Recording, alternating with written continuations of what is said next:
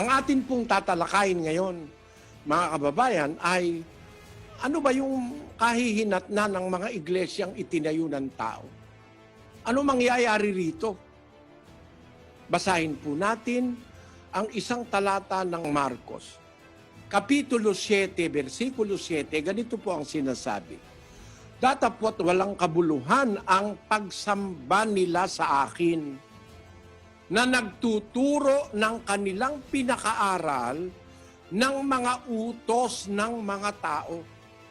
May pagkapala ang ituturo mo, ang itatayo mo, ang ipapangaral mo, tinuro ng tao, utos ng tao, tayo ng tao, wala palang kwenta yan sa Diyos eh.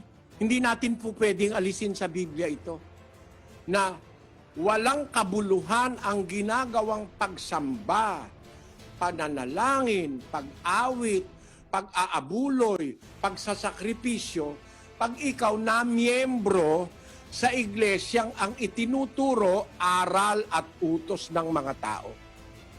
Bawal po sa Kristiyanong sumunod, maniwala, at magpasakop sa mga palatuntunan na sa iglesyang itinuro lang at itinayo lang ng tao. Basahin po natin ang Tito 1:14.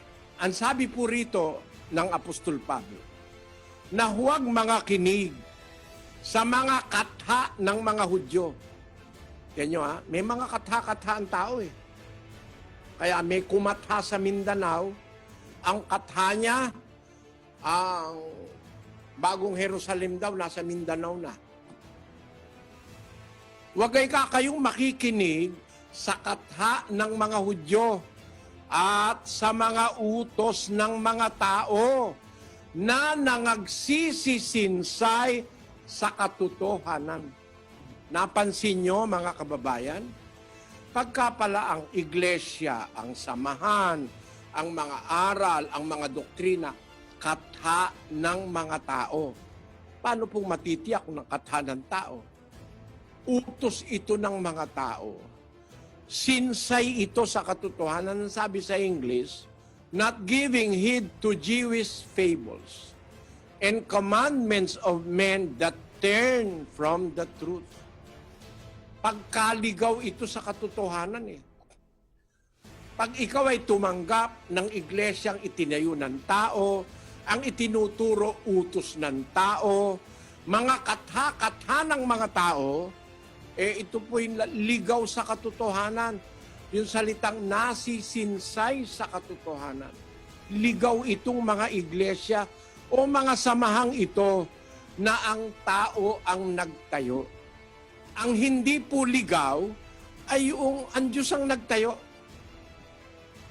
Yung iglesyang ang Diyos ang nagtayo, yung paraan ng Diyos, hindi katha ng tao, nasa Biblia po yun.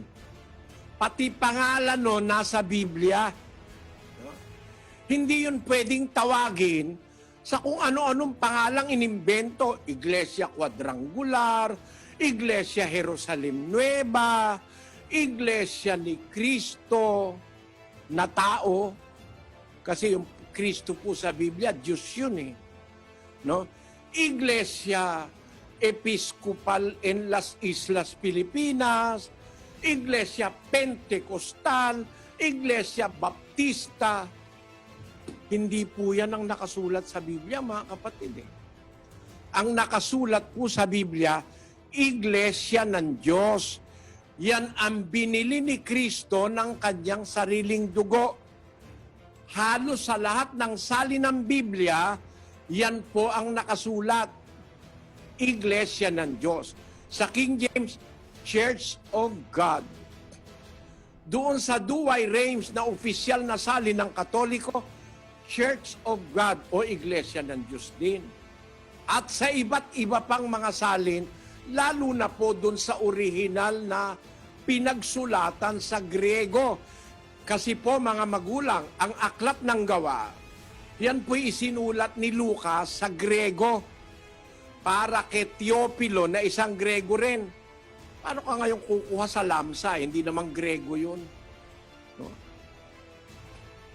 Ang nakasulat sa orihinal na manuskrito ng Biblia, yung mga nanggaling dun sa mismong isinulat ni Lucas, yung manuscript kagaya ng Codex Sinaiticus, ang nakalagay po, Ecclesian Theou, Iglesia ng Diyos. Kaya pag nakakita kayo ng mga iglesia ngayon, iba-iba pangalan, kabahan kayo. Hindi yan ang pangalan ng iglesyang nasa Biblia.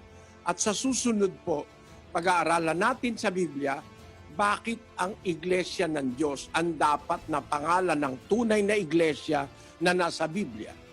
Abangan nyo. Magandang araw po sa inyong lahat.